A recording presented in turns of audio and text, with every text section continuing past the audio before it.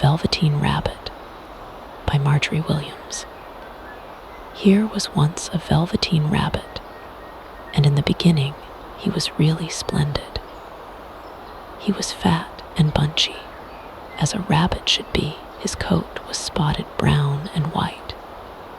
He had real thread whiskers, and his ears were lined with pink sateen. On Christmas morning, when he sat wedged in the top of the boy's stocking, with a sprig of holly between his paws, the effect was charming. There were other things in the stocking, nuts and oranges, and a toy engine, and chocolate almonds, and a clockwork mouse. But the rabbit was quite the best of all. For at least 2 hours, the boy loved him, and then aunts and uncles came to dinner, and there was a great rustling of tissue paper and unwrapping of parcels. And in the excitement of looking at all the new presents, the Velveteen Rabbit was forgotten. Christmas morning, for a long time, he lived in the toy cupboard or on the nursery floor, and no one thought very much about him. He was naturally shy, and being only made of velveteen, some of the more expensive toys quite snubbed him.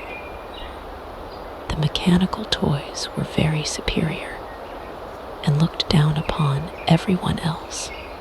They were full of modern ideas and pretended they were real. The model boat, who had lived through 2 seasons and lost most of his paint, caught the tone from them and never missed an opportunity of referring to his rigging in technical terms. The rabbit could not claim to be a model of anything, for he didn't know that real rabbits existed. He thought they were all stuffed with sawdust like himself, and he understood that sawdust was quite out of date and should never be mentioned in modern circles. Even Timothy, the jointed wooden lion, who was made by the disabled soldiers and should have had broader views, put on airs and pretended he was connected with government. Between them, all the poor little rabbit was made to feel himself very insignificant and commonplace, and the only person who was kind to him at all was the skin horse. The skin horse had lived longer in the nursery than any of the others. He was so old that his brown coat was bald in patches and showed the seams underneath, and most of the hairs in his tail had been pulled out to string bead necklaces. He was wise, for he had seen a long succession of mechanical toys arrive to boast and swagger, and by and by break their mainsprings and pass away. And he knew that they were only toys and would never turn into anything else. For nursery magic is very strange and wonderful, and only those playthings that are old and wise and experienced like the skin horse understand all about it. What is real? Asked the rabbit one day when they were lying side by side near the nursery fender before Nana came to tidy the room. Does it mean having things that buzz inside you and a stick-out handle? Real isn't how you are made, said the skin horse. It's a thing that happens to you. When a child loves you for a long, long time, not just to play with, but really loves you, then you become real. Does it hurt? Asked the rabbit. Sometimes, said the skin horse, for he was always truthful. When you are real, you don't mind being hurt. Does it happen all at once, like being wound up?" he asked, "or bit by bit?" "It doesn't happen all at once," said the skin horse. "You become. It takes a long time. That's why it doesn't happen often to people who break easily, or have sharp edges, or who have to be carefully kept. Generally, by the time you are real, most of your hair has been loved off, and your eyes drop out, and you get loose in the joints and very shabby. But these things don't matter at all, because once you are real, you can't be ugly, except to people who don't understand." "I suppose you are real," said the rabbit. And then he wished he had not said it, for he thought the skin horse might be sensitive. But the skin horse only smiled. "The skin horse tells his story. The boy's uncle made me real," he said. "That was a great many years ago. But once you are real, you can't become unreal again. It lasts for always." The rabbit sighed. He thought it would be a long time before this magic called real happened to him. He longed to become real, to know what it felt like. And yet the idea of growing shabby and losing his eyes and whiskers was rather sad. He wished that he could become it without these uncomfortable things happening to him. There was a person called Nana who ruled the nursery. Sometimes she took no notice of the playthings lying about, and sometimes, for no reason whatever, she went swooping about like a great wind and hustled them away in cupboards. She called this tidying up, and the playthings all hated it, especially the tin ones. The rabbit didn't mind it so much, for wherever he was thrown, he came down soft. One evening, when the boy was going to bed, he couldn't find the china dog that always slept with him. Nana was in a hurry, and it was too much trouble to hunt for china dogs at bedtime. So she simply looked about her, and seeing that the toy cupboard door stood open, she made a swoop. "Here," she said, "take your old bunny. He'll do to sleep with you." And she dragged the rabbit out by one ear and put him into the boy's arms. That night, and for many nights after, the Velveteen Rabbit slept in the boy's bed. At first, he found it rather uncomfortable, for the boy hugged him very tight, and sometimes he rolled over on him, and sometimes he pushed him so far under the pillow that the rabbit could scarcely breathe. And he missed, too, those long moonlight hours in the nursery, when all the house was silent, and his talks with the skin horse.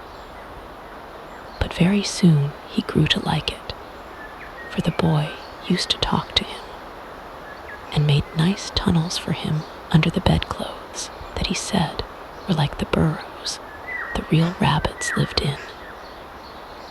And they had splendid games together, in whispers, when Nana had gone away to her supper, and left the night light burning on the mantelpiece. And when the boy dropped off to sleep, the rabbit would snuggle down close under his little warm chin and dream, with the boy's hands clasped close round him all night long. And so time went on, and the little rabbit was very happy, so happy that he never noticed how his beautiful velveteen fur was getting shabbier and shabbier, and his tail becoming unsewn, and all the pink rubbed off his nose where the boy had kissed him.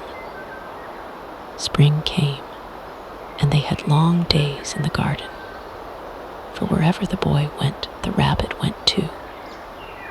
He had rides in the wheelbarrow, and picnics on the grass, and lovely fairy huts built for him under the raspberry canes behind the flower border.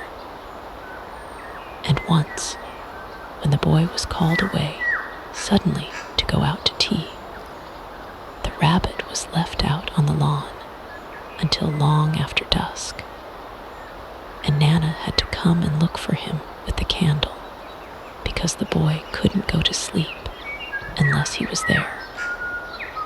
He was wet through with the dew and quite earthy from diving into the burrows the boy had made for him in the flower bed, and Nana grumbled as she rubbed him off with a corner of her apron.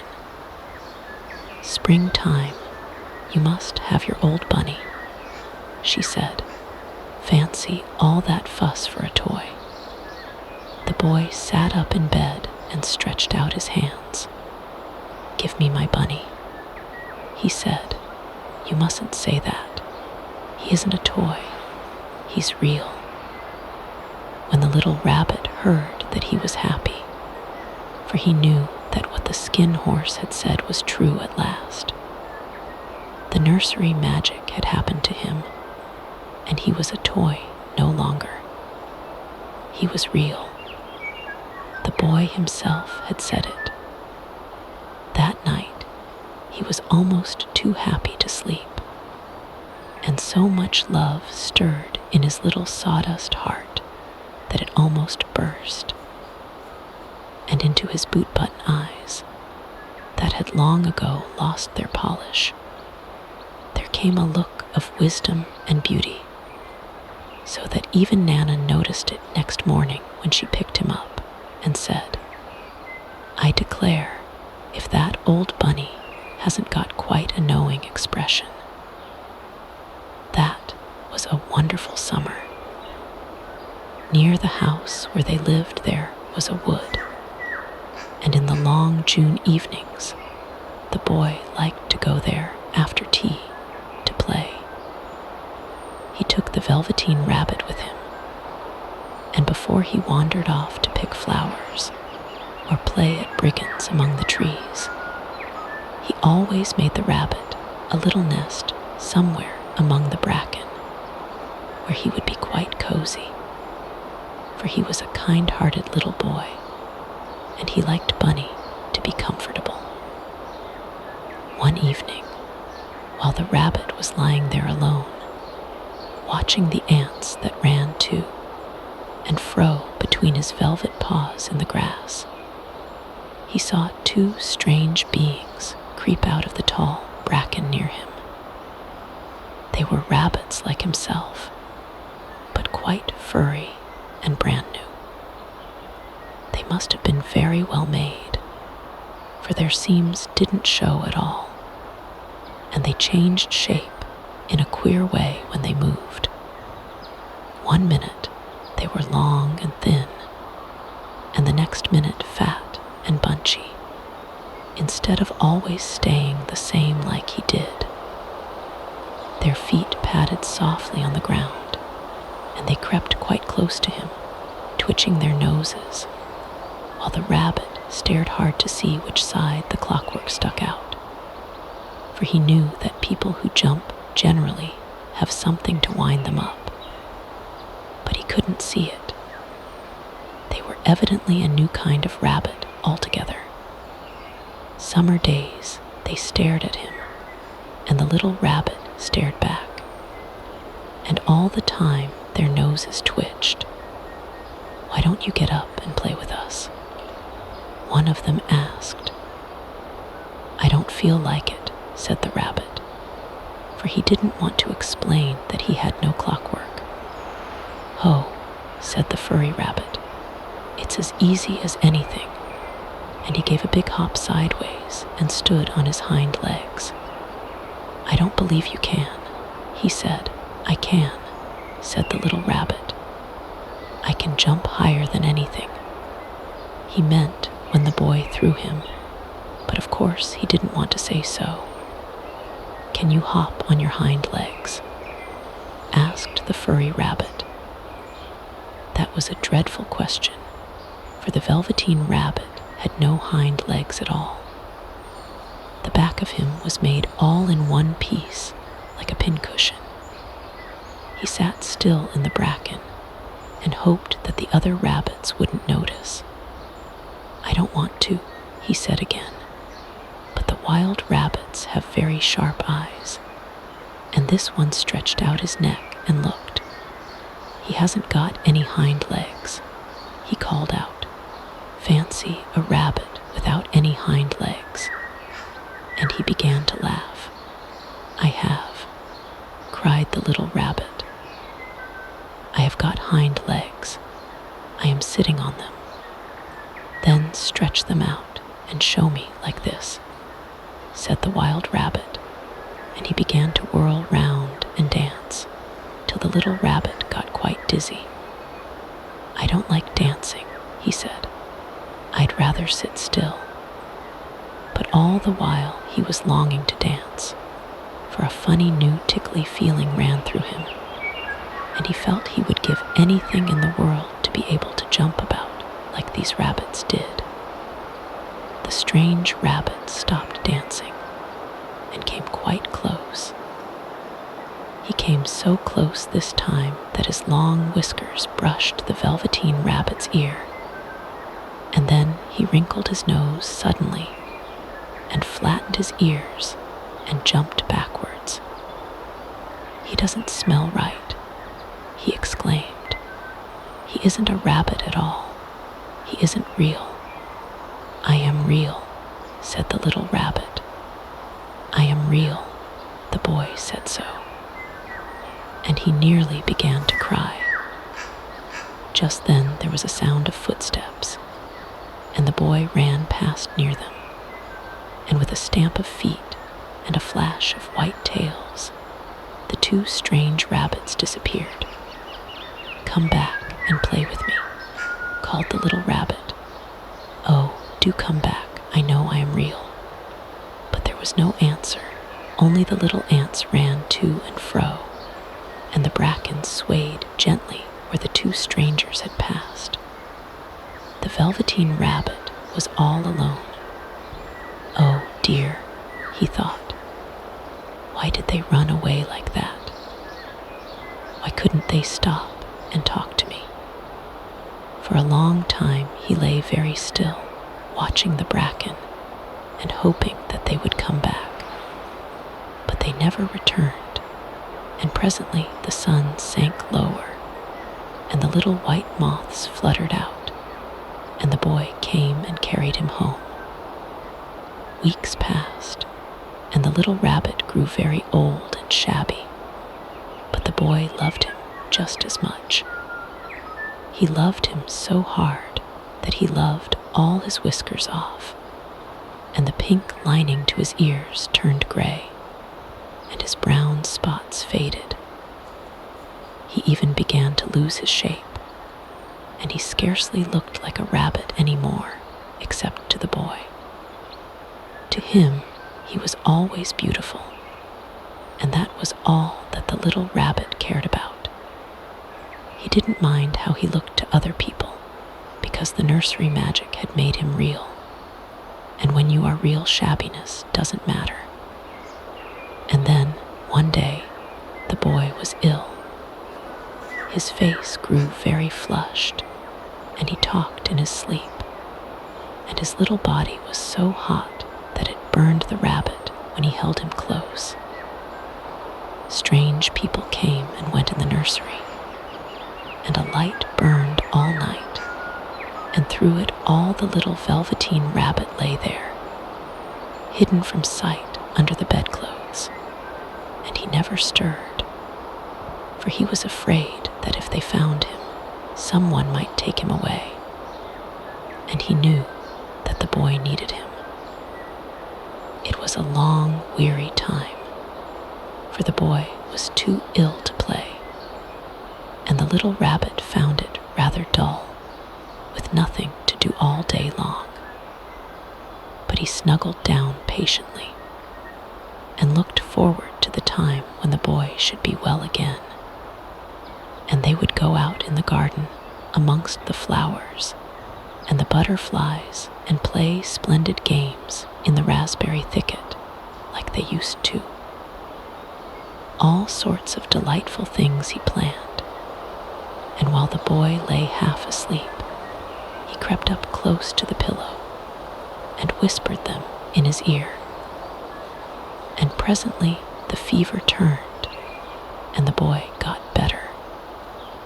He was able to sit up in bed and look at picture books, while the little rabbit cuddled close at his side. And one day, they let him get up and dress. It was a bright, sunny morning, and the windows stood wide open. They had carried the boy out onto the balcony, wrapped in a shawl, and the little rabbit lay tangled up among the bedclothes, thinking. The boy was going to the seaside tomorrow. Everything was arranged, and now it only remained to carry out the doctor's orders. They talked about it all, while the little rabbit lay under the bedclothes, with just his head peeping out, and listened. The room was to be disinfected, and all the books and toys that the boy had played with in bed must be burnt. Hurrah, thought the little rabbit. Tomorrow we shall go to the seaside. For the boy had often talked of the seaside, and he wanted very much to see the big waves coming in, and the tiny crabs, and the sand castles. Just then Nana caught sight of him. How about his old bunny? She asked. That, said the doctor. Why, it's a mass of scarlet fever germs. Burn it at once. What nonsense. Get him a new one. He mustn't have that any more. Anxious times. And so the little rabbit was put into a sack with the old picture books and a lot of rubbish, and carried out to the end of the garden behind the fowl house. That was a fine place to make a bonfire. Only the gardener was too busy just then to attend to it. He had the potatoes to dig and the green peas to gather. But next morning he promised to come quite early and burn the whole lot. That night the boy slept in a different bedroom, and he had a new bunny to sleep with him. It was a splendid bunny, all white plush with real glass eyes, but the boy was too excited to care very much about it. For tomorrow he was going to the seaside, and that in itself was such a wonderful thing that he could think of nothing else. And while the boy was asleep, dreaming of the seaside, the little rabbit lay among the old picture books in the corner behind the fowl house, and he felt very lonely. The sack had been left untied, and so by wriggling a bit, he was able to get his head through the opening and look out. He was shivering a little, for he had always been used to sleeping in a proper bed, and by this time his coat had worn so thin and threadbare from hugging that it was no longer any protection to him. Near by he could see the thicket of raspberry canes, growing tall and close like a tropical jungle, in whose shadow he had played with the boy on bygone mornings. He thought of those long, sunlit hours in the garden, how happy they were, and a great sadness came over him. He seemed to see them all pass before him, each more beautiful than the other: the fairy huts in the flower bed, the quiet evenings in the wood when he lay in the bracken, and the little ants ran over his paws, the wonderful day when he first knew that he was real. He thought of the skin horse so wise and gentle, and all that he had told him. Of what use was it to be loved and lose one's beauty and become real if it all ended like this? And a tear, a real tear, trickled down his little shabby velvet nose and fell to the ground. And then a strange thing happened. For where the tear had fallen, a flower grew out of the ground, a mysterious flower, not at all like any that grew in the garden. It had slender green leaves the color of emeralds, and in the center of the leaves, a blossom like a golden cup. It was so beautiful that the little rabbit forgot to cry, and just lay there watching it. And presently the blossom opened, and out of it there stepped a fairy. She was quite the loveliest fairy in the whole world. Her dress was of pearl and dewdrops, and there were flowers round her neck and in her hair, and her face was like the most perfect flower of all.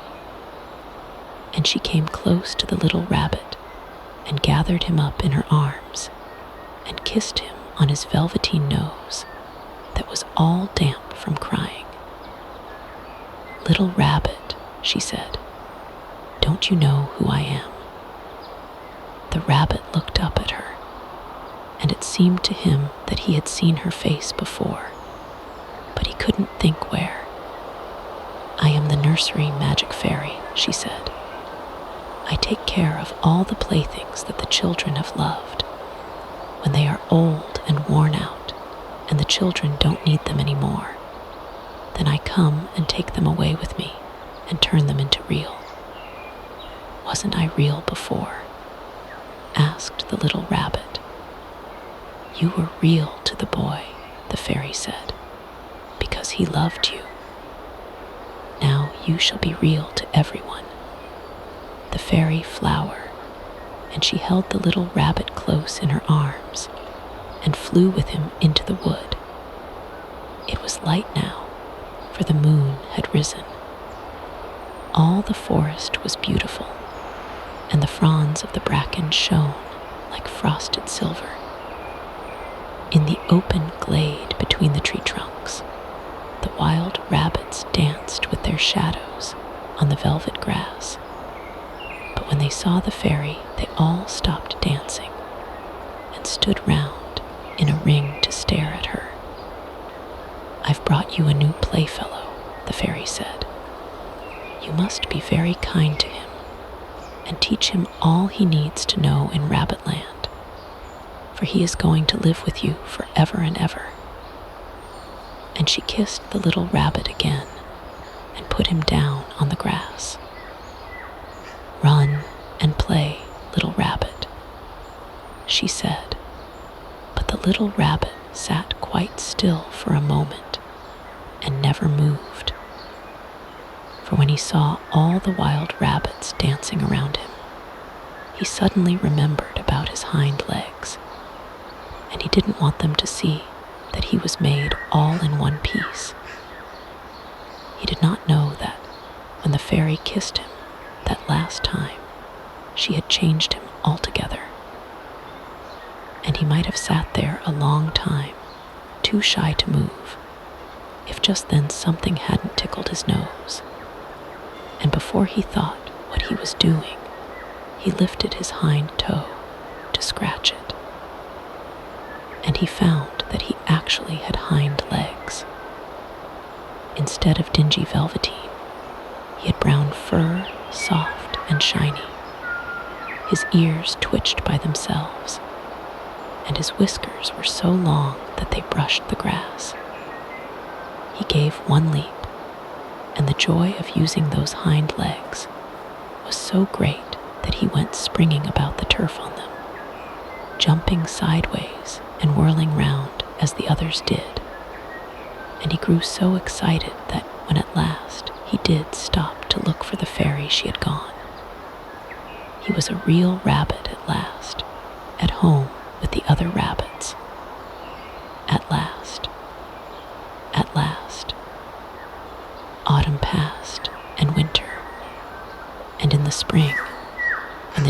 grew warm and sunny, the boy went out to play in the wood behind the house. And while he was playing, 2 rabbits crept out from the bracken and peeped at him. One of them was brown all over, but the other had strange markings under his fur, as though long ago he had been spotted, and the spots still showed through. And about his little soft nose and his round black eyes there was something familiar, so that the boy thought to himself, "Why, he looks just like my old bunny that was lost when I had scarlet fever." But he never knew that it really was his own bunny, come back to look at the child who had first helped him to be real.